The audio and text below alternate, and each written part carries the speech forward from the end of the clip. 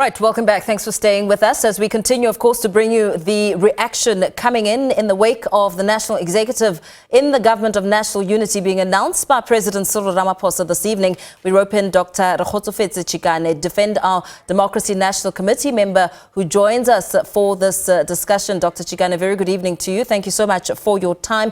Some ministries were reconfigured as we listen to President Cyril Ramaphosa unveil those names and who will be heading up those ministries. What did you make of the selection? Yeah, so thanks for having me. So I thought this selection was quite interesting, and there's quite a few things that we can take away from it. So one is almost entrenching the idea of a government of national unity in its more kind of technical way. Governments of national unity, you proportionately share positions of power as well. So we're seeing that.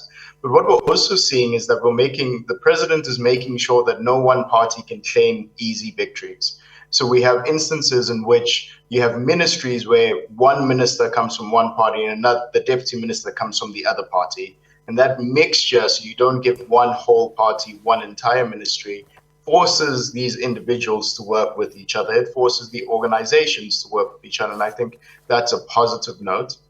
And I also think that we should pay attention to the idea that the cabinet hasn't definitely decreased in size. So the size of our cabinet is still quite large, but now we get to see a different type of character of cabinet, a different culture within cabinet that will most likely occur because of the vast amounts of new names that we now have in the national executive and sitting in union buildings. So I think it's exciting. I think the scope for accountability is higher.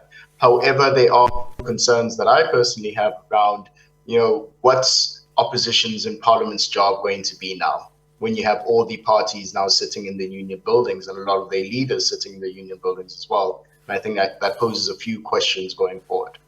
What impact do you think that'll have on the muscle of the DA?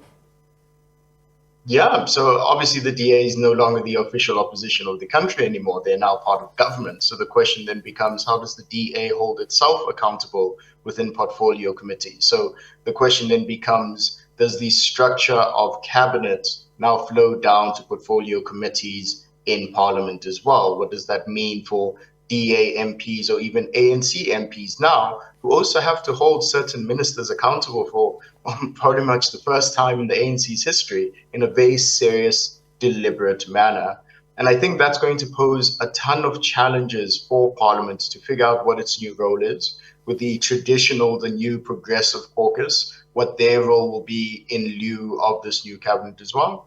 And I think it's quite interesting. So for the DA, if you had to give the DA a particular situation, one would wonder what the DA thinks about having David Mahlobo in the same cabinet meeting. It's the same party that accused David Mahlobo of, really being implicated in state capture, something that is quite evidentiary. But how do you now deal with that in your cabinet? How do you deal with individuals that you've accused of corruption and now you need to work to build a government together? And I think that will be interesting. But most importantly, how do you resolve the ideological issues that will most likely come to the forefront once these organizations start creating a legislative agenda going forward? And of course, that is yet to be established, as we know that John Steenhuisen is now the Minister of Agriculture, Siviwe Gwagube in basic education.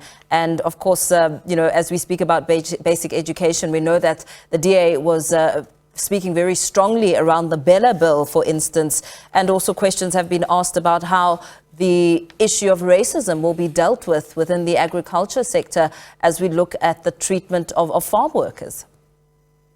I think this is one of those things that we now need to see. We're in completely uncharted territory. I think we need to see what the agenda looks like. This is the first time we're having a cabinet in almost, 25 years at this point that is as mixed as it is.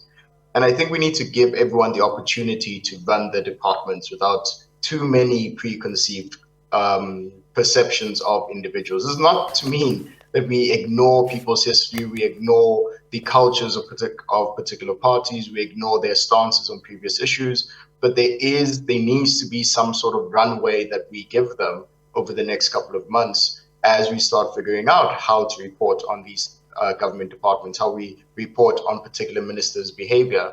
That being said, I think some of the choices are quite inspired. I think the choice of Siviwe as Minister of Basic Education, I think is probably one of the best decisions in this cabinet. This is someone who's really inspired her role as Chief Whip within Parliament for the DA, who's really pushed a lot of really important policies over the last few years. And also because that has been a floundering department that's really been at the heart of the issues that the country has in terms of long-term development. And I think it's an inspired choice. But we have to see going forward how the rest of the positions play out. I am holding back judgment until we start having this national dialogue, until we start seeing what the budget looks like, to really see whether this government of national unity will work in the long term and isn't just a short-term ploy to kind of calm people's aversions or concerns. Very well. Thank you so much for weighing in on the discussion, Dr. Rekgotsofetse Chikane, who is from Defend Our Democracy, the National Committee member.